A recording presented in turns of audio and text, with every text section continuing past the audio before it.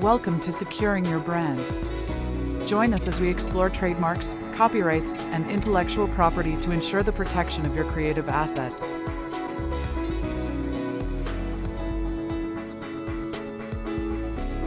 Hello and welcome to Securing Your Brand with attorneys Holly McFall and Melissa Jeda from SecureMark Legal, your go-to source for the latest insights into intellectual property and legal trends. I am your host, Kevin Rosenquist, and today we have a very special guest on the show, Erin Gerner. She is a lawyer, a coach, a mom, an astronaut, a race car driver. We went over a whole bunch of stuff before. You've got a lot of things going on. Erin, welcome. Thank you so much for being here. Oh my gosh, thank you so much. And I love that I've also got some other side hustles I've got to pursue too. Exactly. Yeah. Yep. Erin, we're excited to talk about breaking the burnout cycle and why entrepreneurs can struggle with that and how to overcome it. So maybe we start with at the beginning for you and how you kind of got here. Like what inspired your transition from practicing law to becoming a business coach for lawyers? Yeah. So I practiced law for 7 or 8 years. And pretty much my entire practice I was in big law. And then I transitioned from that and went in-house with an oil and gas company. And the entire time I remember thinking, like, what is this? Like, I could not find my footing. I was just so overwhelmed drinking from the fire hose and did not have a mentor or a community during my years of practice. So it was a really lonely time. I also became a mom at that second job that I was in-house with an oil and gas company. I became a mom during that time. And I literally will never forget leaving that job on like a Friday and coming back, having my baby 7 weeks early, which was traumatizing enough. And then coming back after maternity leave and walking into an office that hadn't changed, but I was a completely different person. And I was like, how in the world do I reconcile this? How do I keep working this job? How do I manage this? Like, how do I do all of these things? And again, without a mentor in a community, you just feel very alone, like there's something wrong with you. And like, you can't cut it like that. That's how I felt. I was like, well, obviously I can't do both. I'm not a good enough lawyer or a good enough mom. So I ended up walking away from the law to go stay home with my older daughter at the time. I had another baby a couple years after that. And I was thinking like, that's going to ease the burn, right? Like that's going to patch this hole. And newsflash, it did not. But what it did do was really send me down a path and a journey of asking myself the question of who is Erin if she's not a lawyer? What does she want out of her life? Like, what does she want her life to feel like? What does she want really? And so I got involved with a social selling company about 7 years ago. And that was the catalyst for me into coaching because first of all, it was basically an accident that I ended up doing this anyway. I figured out a new way to make money.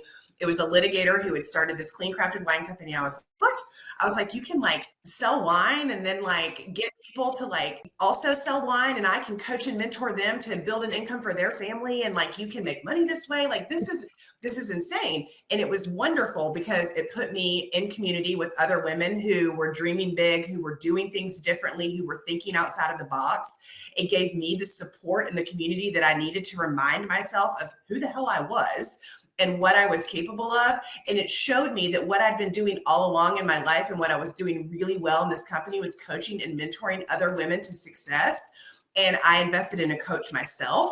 And so once that happened and she was able to shine the mirror in front of me, which is the greatest and most lovely power of coaching, that it was like, you have an opportunity here to really impact female lawyers. And so that's how Powerhouse Lawyers was born. And I decided to brand myself and monetize myself and impact female lawyers because I am a female lawyer and I love female lawyers. I have a heart for us and I know how hard and lonely this profession can be sometimes and overwhelming, but I also know there's a different and better way. That's amazing. That's such a, kind of goes to the fact that we all need each other. We need to work together as a community, not just lawyers, but entrepreneurs and anyone that's out there promoting themselves, promoting their business, their sales, their service, whatever it is that we need that whole community to be joined together. It is because it can be lonely. Entrepreneurship is lonely. Like it's exciting. There's lots of great, wonderful things about entrepreneurship, but you're talking to yourself pretty much all day long. Like you don't have a team. You may have like other people working for you, right? But it's the true community aspect of finding other people that resonate with you in the space in which you're operating right now. So just you can find that resonance, that motivation when you need it, those other new, fresh ideas. You just can't operate in a silo by yourself, especially as an entrepreneur. We definitely talk to ourselves. We definitely need that, like, to get us motivated, to get us moving, to get us organized, to help us say, hey, is this a crazy thought? Can I actually do this? Those kinds of things we need a community for. So we're sitting here now mid-June, and we started this year off strong. We had these goals. We knew what we wanted to do as entrepreneurs. We're like, okay, we're going to do X, Y, and Z this year. But it's mid-year and we haven't reached there. What do we talk to each other about to get each other moving, to keep motivated, to keep going? How do we, push those goals forward? What would you say some of the things that we can do to keep us going and moving forward? Yeah, that's a great question. Well, first of all, I do want to say, like, for anybody who's listening to this and you're like, you're right. Like, I set all these grandiose goals in January and now I feel like it's June and I'm like, I haven't made anything happen. I want you to just tell yourself right now, that is a lie from the pit of hell. You are exactly where you are supposed to be right now. Okay. Like, you are exactly on time. You are not too late. You are exactly where you are supposed to be. So that is what I want everybody to know right now, because I think it's so easy to reflect on something that we started back in January and feel like we've quote unquote made no progress, or maybe our thoughts about that are now different. And then we have made that a failure on ourselves. And it's not. I mean, we're exactly where we're supposed to be right now. And it's very interesting that you asked this question, because I've been going through this myself with my own business. And the way I was able to re-energize and kind of get myself back aligned was really reassessing those goals that I made in January and asking myself if those were still my goals. Is that still where I'm going? And is that still what I want to achieve by the end of the year? And I really was asking, because I think as entrepreneurs, it's very easy to start adding things, to say like, okay, this is my goal in January, and now I need to do this. I need to do this. I need to add this. I need to release a new product, add. So and, like reevaluate where your position is. Yeah, exactly. That's what I was going to say. Is that still your goal? Reevaluate it. And if it is, okay, then let's break it down. What's the next best step? Where do we need to get started again and get re-energized? A brain dump is a great way to do that, to just kind of get everything out. Where am I right now on this project? What have I done? What do I want to accomplish? And then once things are on paper, you can actually start to move the needle and take intentional action. But I think you're right. It's really the reevaluation point and just giving yourself grace and saying like, okay, what's working right now and what's not working actually? Mm-hmm.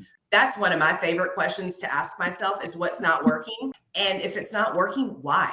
And be okay with the answer. Maybe the question is why it's not working is because that's not aligned with what you're doing anymore.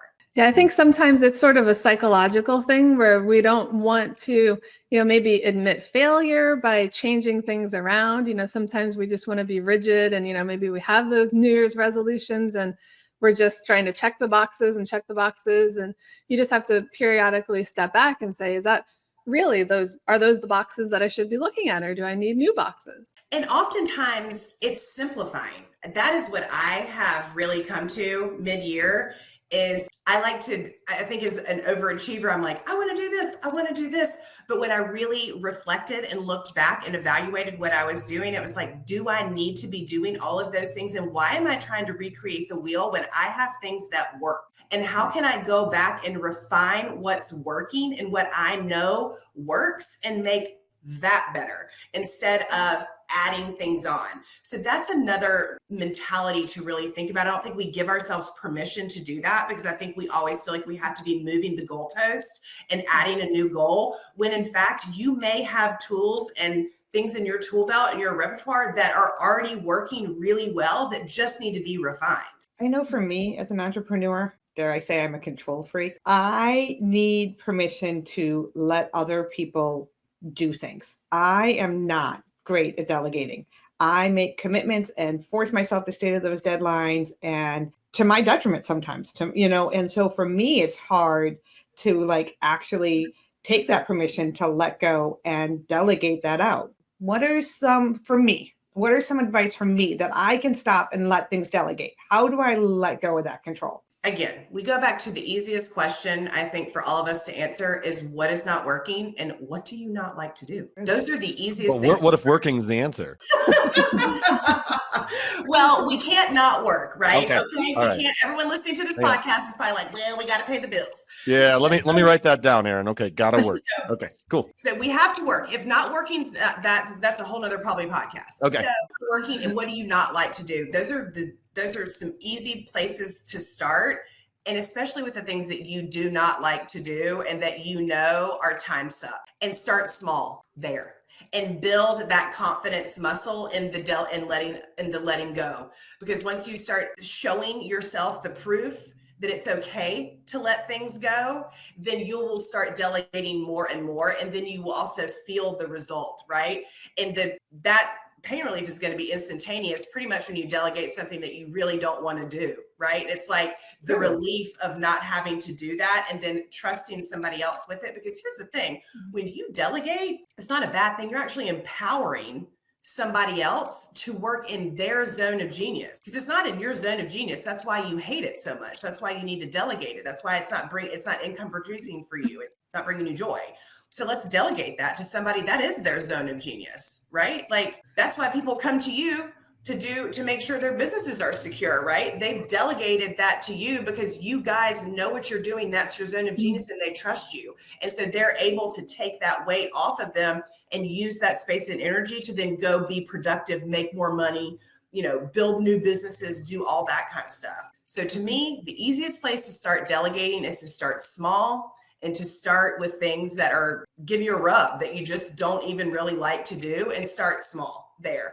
And then the next step, I think, is really going through and doing like an evaluation of your day, what you do, kind of, if you've ever kept a food journal or something like that, maybe a journal of your day, what you are doing, what's taking up time, where those chunks of time are actually going. So then you can actually see on paper, like, okay, like I spent 90 minutes in here. Like, is there somebody else who could take these tasks off of my plate so I could get maybe some of that time back in my schedule?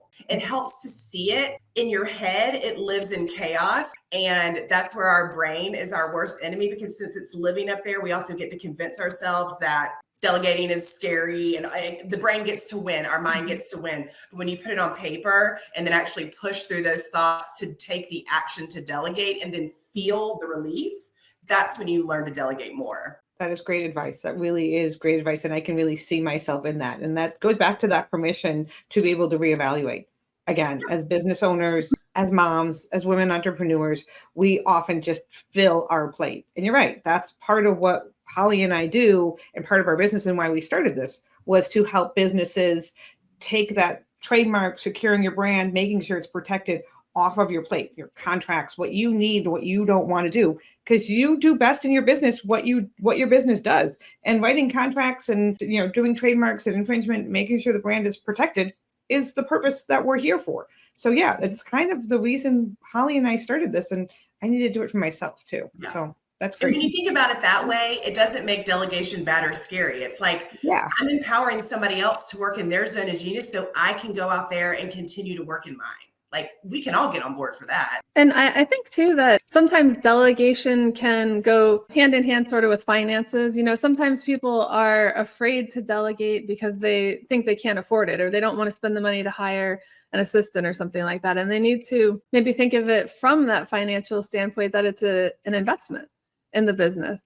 If they have found these areas in the business that somebody else can do better, perhaps that'll help the business make more money if they can focus on the things that they're good at. And, maybe even make a return on investment for that additional expense of hiring the assistant for, delegation. Right. And I think it's also just changing that mentality to know that like money is abundant. I am here to receive it. It is always flowing to me. Like that is what is happening. And if I put this money out into the universe to make my business better, I'm going to believe that it is going to come back to me in return, and maybe tenfold, because I've done that. Like that is the attitude that I have when I send that money out into the universe for somebody to delegate. I believe that because I'm putting that out in the universe with that intention, that it's going to come back to me tenfold. Exactly. I feel like that actually can kind of happen sometimes with software or apps or stuff where I'm like, I don't really want to spend the money on this, but man, it takes a lot of, because I'm an entrepreneur myself and solopreneur and like sometimes it's like when you find those right tools, you got to realize sometimes that if you got to pay for a tool, it'll actually help you in the long run, even if it like kind of hurts for a second on the front end. Investing expedites growth every time. That's it. I don't care if it's in a business coach or if it's a business, program software or whatever. Every single time you invest in yourself, you push down the accelerator on your growth and your progress and your momentum. Yeah, great point. Great advice. So we're talking to you and you're a lawyer's business coach, but what about my solo and small entrepreneurs that are starting out and that are looking for a business coach? What are they looking for in a business coach? So when you start a business, the most important person to work on is yourself, because like we've talked about in this entire podcast, you are talking to yourself every day. It is lonely there, and entrepreneurship, there are lots of decisions to be made. There are lots of mental battles to be had. And unless you are, armored up in your best and highest self, you are going to get defeated by the thoughts, by the naysayers, by the competition, by the no's, by the perceived failures, by the necessary pivots. Entrepreneurship is not for the faint of heart. Anyone who does this successfully knows that it is a series of failing forward every single time. You just keep moving and you're pivoting and you're learning. But what you also need to be very, at the top of your game about is understanding yourself. And that is where a business coach comes in. And unfortunately, most of us are walking around our lives completely unaware. And that's not your fault. I was literally this person. I had lived 30, almost 40 years completely unaware that I didn't have to listen to what everybody else said. And it didn't matter what other people thought. And I could actually make choices about my own life. And these are the reasons I have these limiting beliefs. And guess what? I don't have to believe that. I can develop these tools in my tool belt to be able to persevere past those thoughts.